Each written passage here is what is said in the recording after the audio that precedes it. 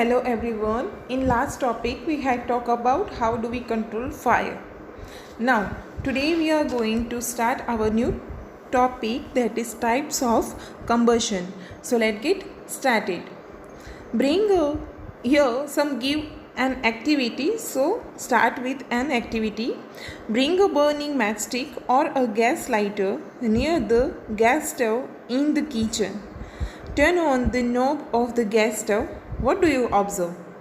कि आपने काफ़ी बार मैच स्टिक की मदद से या तो लाइटर की मदद से आपने गैस को ऑन करने का ट्राई किया होगा या तो किया भी होगा। तो आपने देखा है कि उसका कलर कौन सा होता है या तो वो कैसे बर्न होता है। तो वो पूरा प्रोसेस आपने शायद नोटिस किया होगा। अगर नहीं किया है तो जब भी मम्मा करे तो आप पास में रह के देख सकते हैं। We find that the gas burns rapidly and produce heat and light. Such combustion is known as rapid combustions. कि जब भी गैस बर्न होता है तो वो एक स्टार्टिंग से शुरू होता है और बारी बारी करके वो एंड तक बर्न होना शुरू होता है, मतलब कि वो रिपीटेड टाइम होता है। तो ऐसे कंबशन को रैपिड कंबशंस कहते हैं, जो कि पहले स्टार्ट होता है, बर्न होना स्टार्ट करेगा, हीट के साथ लाइट भी प्रोड्यूस करता है। There are substance like phosphorus which burn in the air at room temperature. कि मैच स्टिक के अंदर कौन सा होता है? फॉस्फोरस होता है। तो ये फॉस्फोरस है तो वो रूम टेम्परेचर के अंदर भी हीट कैचअप कर लेता है। The type of combustion in which a material suddenly bursts into flame without the application of any apparent cause is called spontaneous combustions. कि ऐसे सब्सटेंस की जो डायरेक्टली कंबशंस जो होगा वो कैसे होगा कि बर्स्ट होगा और बाद में उसमें से फ्लेम प्रोड्यूस होगा। तो ऐसे जितने भी सब्सटेंस है उसको स्पॉन्टेनियस कंबशंस कहते हैं। जो हीट और लाइट के साथ प्रोड्यूस होगा टर्न बाय तो उसको रैपिड कंडक्शन होगा, और जो बर्स्ट होके होगा तो उसको स्पॉन्टेनियस कंबशंस कहते हैं।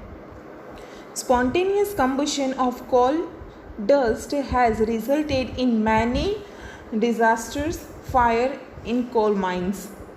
कि जो स्पॉन्टेनियस कंबशंस होता है जो स्पेशली कोल डस्ट से होता है, तो उसकी वजह से बहुत सारे प्रॉब्लम्स होते हैं कोल माइंस के अंदर। Spontaneous forest fire are sometimes due to the heat of the sun और ड्यू टू लाइटनिंग स्ट्राइक। कि जो फॉरेस्ट फायर होते हैं तो उसकी मेन वजह क्या होती है कि जो ज़्यादा समर के अंदर हीट हो जाने की वजह से स्पॉन्टेनियस फायर होते हैं फॉरेस्ट के अंदर, या तो लाइटनिंग होता है, रेनी सीज़न होता है तभी लाइटनिंग ज़्यादा हो जाने की वजह से वो स्ट्राइक से स्पॉन्टेनियस कंबशन होना शुरू हो जाता है। However most forest fire are due to the carelessness of humans being. कि ये तो नेचर की बात है, पर अगर मेन मेड देखें तो बहुत सारी उसके दूसरे रीजंस भी होते हैं। जैसे कि अगर कोई फॉरेस्ट से पास में निकल रहा है और किसी ने मैच स्टिक नीचे लगा दी, उसकी वजह से हो सकता है। या तो पास में कोई रहता है और उन्होंने एग्रीकल्चर पूरा उनका फार्म है, अगर वहाँ से वो क्रॉप्स को निकाल नहीं रहे पर उसके बदले वो लोग जला रहे हैं, तो उसकी वजह से भी फॉरेस्ट फायर लग जाती हैं। तो ऐसे तो बहुत सारे रीजंस हैं जो कि मेन मेड हो सकते हैं।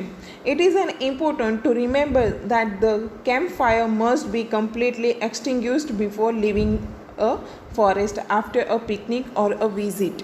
कि काफ़ी बार पिकनिक पे या तो विज़िट पे हम फॉरेस्ट में जाते हैं तो वहाँ पे हम फॉरेस्ट फायर करते हैं।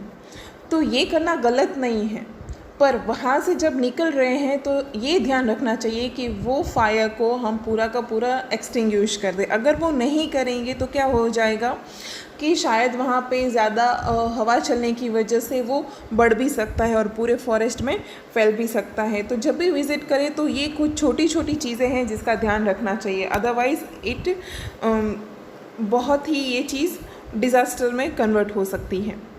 We generally have fireworks on festival days. When a cracker is ignited, a sudden reaction takes place, the evolution of heat, light and sounds. कि स्पेशली हमारे जितने त्यौहार है तो उसमें हम फायरवर्क्स जितना भी है वो ज़्यादा करते हैं। तो स्पेशली क्रैकर्स की बात करें हम, तो वो क्या होते हैं कि जब भी हम उसको जलाते हैं तो वो सडन रिएक्शंस देते हैं कि कैसे कि पहले वो हीट प्रोड्यूस करता है, बाद में लाइट प्रोड्यूस करेगा और साउंड भी प्रोड्यूस करता है। A larger amount of gas form in the reaction is liberated, such a reaction is called explosions.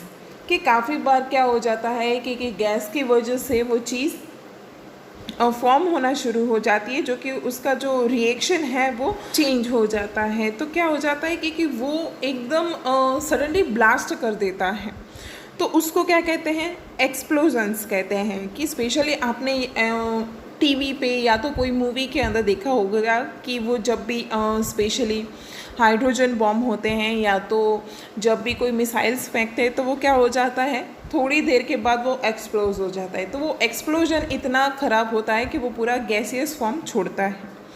Explosions can also take place if pressure is applied on the cracker. कि काफ़ी बार explosion कैसे होता है कि उसके ऊपर प्रेशर हम applied करते हैं, किसके ऊपर, क्रैकर्स जो हम जलाते हैं उसके ऊपर। तो एक्सप्लोजन स्पेशली आपने कोई बॉम्ब जलाया होगा तो वो बॉम्ब कैसे चलता है कि जब भी हम उसको हीट प्रोवाइड करते हैं तो उसमें से धीरे धीरे करके लाइटनिंग होना शुरू कर जाता है। जब वो पूरा गैसियस फॉर्म कन्वर्ट हो जाएगा तभी वो एक्सप्लोजन होता है। तो क्रैकर्स ऐसे वर्क्स करते हैं।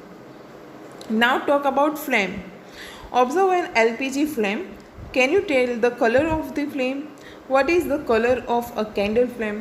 कि स्पेशली आपने जब LPG गैस को जलाया होगा, मतलब कि हमारे घर पे जो गैस होता है वो, तो उसका कलर आपने देखा होगा तो वो ब्लूइश कलर होता है। और कभी कैंडल का कलर देखा है? कैंडल का कलर येलोइश होता है। Recall your experience of burning a magnesium ribbon in class 7. If you do not have experience of burning the remaining items in table 6.2, you can do that now.